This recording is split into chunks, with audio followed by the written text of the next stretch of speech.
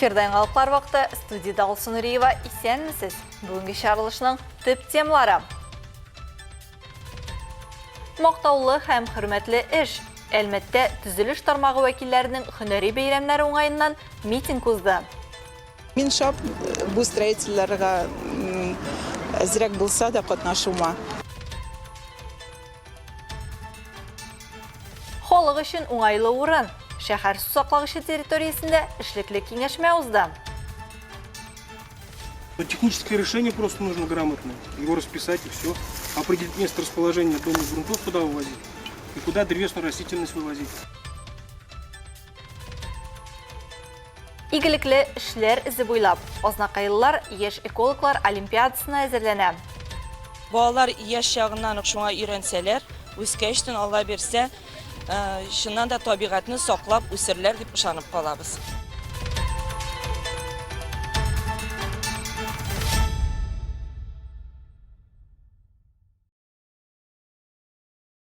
Августның һәр икенче якшәмбесендә илебез төзүчеләр көнен билгеләп үтә. Бүген исә Әлмәттә төзелеш тармагы вәкилләренең һөнәри бәйрәмнәре уңайыннан митинг узды. Әлмәт төзүчеләренә Дон мемориалы янында оештырылган тантаналы программа кысаларында шәһәр һәм районның җитәкчеләре, мактаулы гражданнары, төзелеш оешмалары вәкилләре монументка чәчәкләр салып, ветераннарны искә алдылар.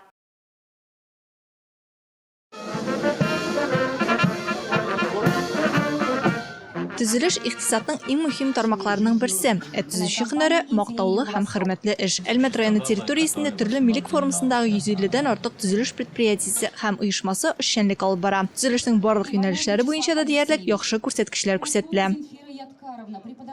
Эшкә намуслы мөнәсәбәттә куелган бурычларны төгәл үтәүе һәм үсешкә омтылышы өчен төзүчеләр һөнәренә катнашып булган һәркем бүген биредә бары тик рәхмәт сүзләре ишетте.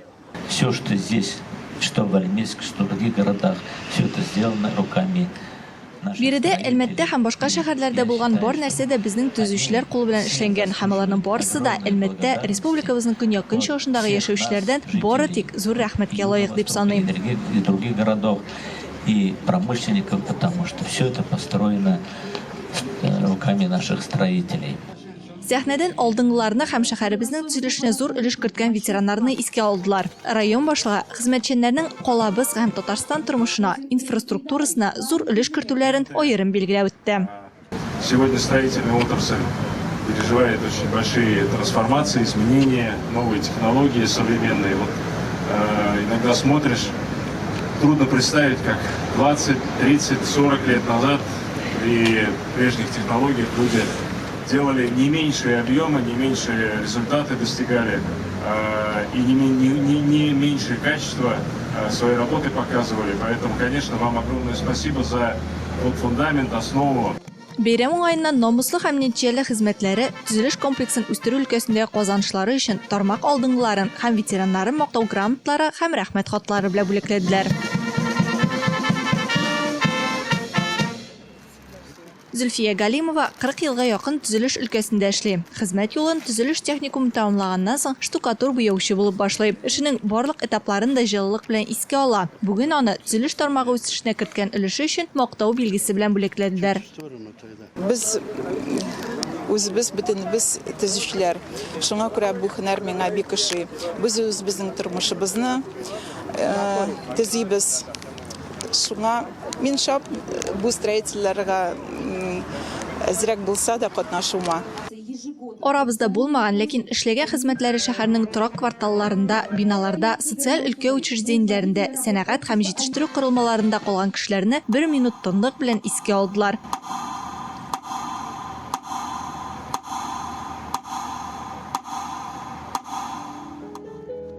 Һәм алар хөрмәтенә һәйкәлгә чәчәкләр салдылар.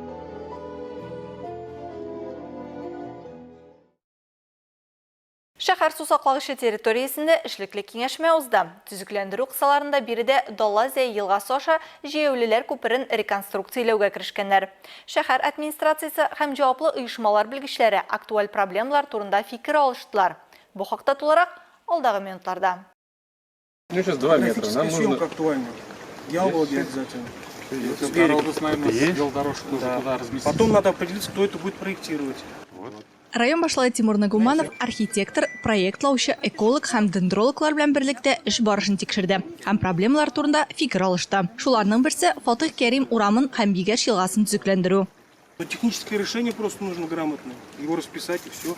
Определить место расположения донных грунтов, куда вывозить. И куда древесную растительность вывозить. Белгечләр алдында машина һәм велосипед өчен юлларны, җәяүлеләр зонасын урнаштыру һәм елга ярларын төзекләндерү бурычы тора. Төп максат халык өчен уңайлы урын булдыру.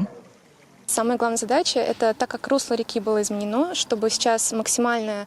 Елганың үзәне үзгәргәнлектән экологлар, дендрологлар белән бергә без аны мөмкин кадәр ныгыту, үсемлекләр белән күбрәк байыту турында уйлыйбыз. Безнең алда куелган бурыч үсемлекләрне һәм табигатьне саклый торган экологик карарлар кабул итеп, бер үк вакытта кешеләргә уңайлыклар тудырган минималь инфраструктура кертү. Внедрить туда какую-то инфраструктуру минимальную, чтобы люди могли пользоваться природной территорией, но при этом, чтобы сохранить и беречь существующие растительность и природу.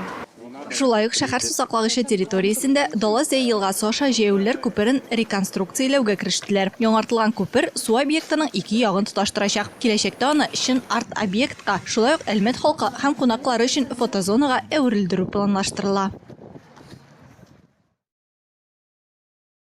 Татнефть компаниясе тарафынан оештырылган Чиста Мирас яшь экологлар олимпиадасына әзерлек йөзеннән төбәкләрдә игелекле эшләр эзе буйлап марафоны уза. Әлеге чарага азнакайлылар да кушылды. Быел ул экологик квест буларак үткәрелде. Чара шәһәрнең гаилә һәм җиңү паркларында узды. Анда барысы 10 команда катнашты. Һәр команда составында экологик юнәлештә шөгыльләнүче олимпиадаларда җиңүче укучылар биремнәр үти.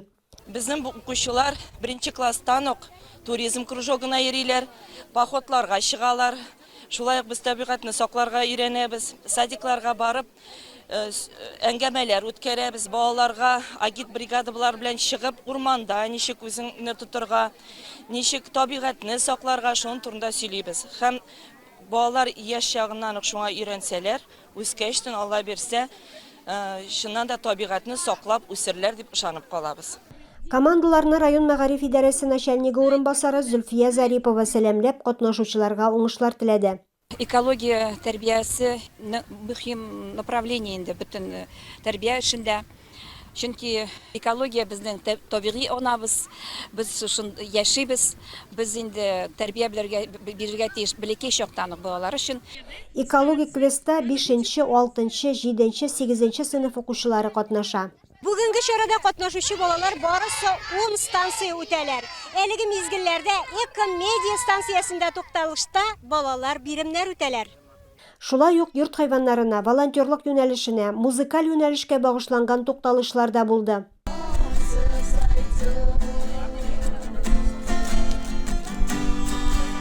Укучылар калдыкларны аерып җыю буенча да биремнәр үтәделәр. Мы перерабатываем отходы в нужные сортировку. Например, жестяные банки мы складываем в металл, батарейки мы складываем в батарейкам. Опасные отходы это все, что стекло, батарейки. Алга таба марафон Актүбә бистәсендә экологик өмә буларак узачак. Илмира Шәрифуллина, Рөстәм Акбаров, яңалыклар вакыты, Луш, Әлмәт телекомпаниясы. Ел сайын уздырыла торган диспансеризация кысаларында Бөгелмә Үзәк район хастаханәсе медицина бригадасының шәһәр ишегаллары буйлап йөрүен оештырды. Биредә бөгелмәлеләр фельдшер консультациясын алырга, анализлар тапшырырга мөмкин. Толырак Айгөл Шәрәфиевада. Әгәр бөгелмәлеләр диспансеризацияга бармаса, диспансеризация аларга үзе килә. Бөгелмә Үзәк район хастаханәсе гражданнарга уңайлы булсын өчен мобиль пунктлар оештырган. Аларда медицина бригадалары ишек алдына килеп бөгелмәлеләрне кабул итә. Шундый пунктларның берсе Үзәк базар янында эшли. Мы выезжаем для того. Поликлиникада чират күп булу аркасында халык янына үзебез чыгабыз. Кан анализын тапшырып була, күз эчендәге кан басымын, кардиограмманы тикшерәбез, консультация уздырабыз. Без моны инде икенче ел эшлибез. Көненә уртача 30-га якын кеше мөрәҗәгать итә. Мобиль диспансеризация пунктларында бөгелмәлеләр диспансеризацияның беренче этабына кергән тикшеренүләр үзеп сәламәтлекләрен тикшерә ала. Мондый тикшерүләр атна сайын ял көннәрендә оештырыла. Мобиль пунктларда узарга мөмкин булган тикшеренүләр исемлегенә авырлыкны һәм буй, артериаль һәм күз эчендәге басымны үлчәү, ЭКГ анализы, хроник йогышлы булган авыруларны ачыклау өчен анкета тутыру керә. Очраклы рәвештә күреп алдым. Мөрәҗәгать иткән идем. Бирдә барысы да ягымлы сөйләшә. Кан анализын бик уңайлы тапшырдым. Барысы да чиратсыз булды. Шундый җайлы. Мобиль пунктларда диспансеризацию өчен үзең белән паспорт һәм медицина полисы булырга тиеш. Айгөл Шәрәфиева, Зирәк Сәйдкулов, Яңалыклар вакыты, Луч Әлмәт телекомпаниясе. Бөгілмәдә баланс нұқтасы психологик һәм педагогик ярдәм үзәгендә алдыңғылар хәрәкәтнең җирле бүлеге эше кысаларында уза торган бер атналык көндезге лагерь ишекләрен ачты. 3 сәгать буена бирдә балалар вакытларын файдалы һәм кызыклы итеп үткәрә. Безнең төшер төркеме алар ялын карап кайтты. Балаларның әлеге юлы алдыңғылар хәрәкәте волонтерларыннан бүләк. Алар Лето һәм Точка проектын тормышка ашыралар. Проектның авторлары да үзләре. Бу инициативаны вожатыйлар үз кулына ала. Алар балалар өчен махсус программа булдырган. Это проект, который Бу проектны безнең активистлар баланс нуктасы белән янәшәдә булган ишек алдында яшәүче балалар өчен уйлап тапты. Кемнәр лагерьга бармаган, шулар өчен җәйне бераз зайту максатыннан инде. Рәсем ясаучы балалар үзләрен яшь экологлар дип атыйлар. Алар үз куллары белән матур үсемлекләрне ишек алдында җыйганнар. Барлык табылган чәчәкләр хәзер картиналар ясау өчен реквизит булып тора. Бу бик кызыклы дип сөйли балалар. Монда алар 3 сәгать дәвамында мәшгуль. Уйныйлар, күңел ачалар. Кичә балалар белән аппликация открыткалары ясадык. Алар бүген яфраклар ярдәмендә рәсем ясый. Соңыннан сауытлар ясау буенча мастер-класс булачак. Барысына да шады әлеге уеннар. Алдыңғылар хәрәкәте активистлары балалар өчен күңелле стартларда оештырды. Стрела һәм мафия командалары бер-берсенә актив ярдәм иттеләр. Ярыш нәтиҗәсе буенча дуслык җиңде. Монда миңа бик ошый. Бик күп кызыклы кешеләр җыелган, барысы да актив. Миңа шундыйлар ошый инде. Кызыклы уеннар, өстәл уеннар уйнадык, күңел ачтык. Баланс нуктасы үзәгендә оештырылган балалар өчен ял атна ахырына кадәр дәвам итәчәк. Айгөл Шәрәфиева, Зирәк Сәйдкулов, Яңалыклар вакыты, Луч Әлмәт телекомпаниясе. Кеше колабызның Спутник яшьләр хоккей командасы үз бозында сезонга кадәрге әзерлекнең чираттагы уенын уздырды. Бу юлы безнең дружина Новочебоксарскның Сокол командасын кабул итте.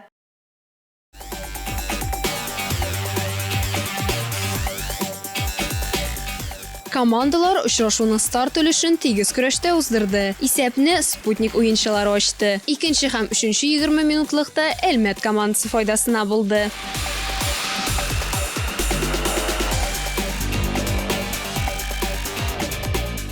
Финал сиренасына кадәр Сокол капкасына Антон Гоцка һәм Ранель Галиуллин төгәл ыргыту ясады. 2 тапкыр Руслан Кәримов, ноктаны Айдар Вилданов куйды.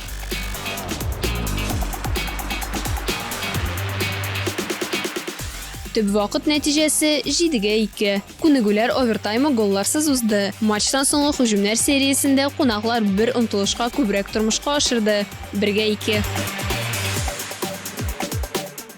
Әлмәтнең юбилейный спорт сарайында узган иптәшләрчә матчтан соң колабыз хоккейчылары әлеге уен 3-нче булгач дулкынлану хисен кичермәгәннәрен белдерде.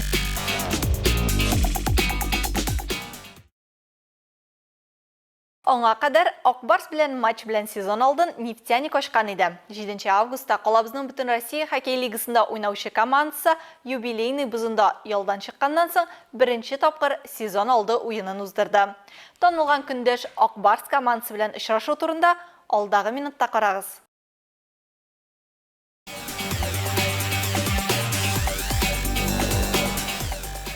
Командалар килешүе буенча кече штрафлар штрафлы алка ыргытулар белән җәзаланды һәм беренче 2 кагыйдә бозу гамәлгә ашырылды. Исәп Ильяс Афоновның Барс булетыннан соң ачылды. Әлмәтле Максим Лазарев җавап кайтарды.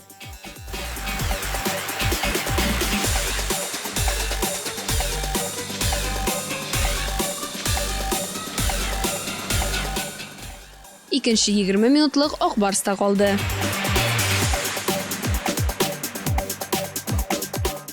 Акбарс, конечно, давит, но Нефтяник тоже старается. Как команда организовалась, так и болеет за нее уже 65-го года. Юбилейный спорт сарайы үз трибуналарында 2000-гә якын тамашачыны җыйды. Җанатарларның күбесе команданың икесе өчен дә тигез җан атуын белдерде. Счет очень интересный, идем на говно, поэтому ждем развития событий. 3-нче периодта контратакаларның берсендә Дмитрий Котелевский Евгений Киселевка алмашка чыккан Антон Чибизов капкасыннан пәрәүз салды. 2-4 исәбе белән Татнефть хоккей вертикале командаларының чираттагы иптәшләрчә очрашуы тәмамланды. Мне игра очень понравилась. Я болею за Акбарс. Я не местная. Мы приехали сюда посмотреть игру Акбарса. Континенталь һәм бөтен Россия хоккей лигасы чемпионатлары сентябрьнең 1 көннәрендә старт ала. Шуңа күрә хоккей уенын сагынган тамашачылар ике командада күрсәткән динамик уен белән ләззәтләнде.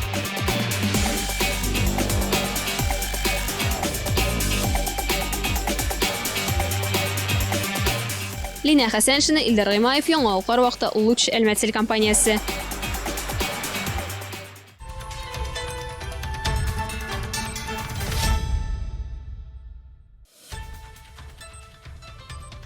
Хөрмәтле тамашачыларыбыз, Яңалыклар чыгарылышының туры трансляциясын сез ВКонтакте социаль челтәренә кереп, Луч Әлмәт төркемендә сәгать кичке 7-дә карый аласыз.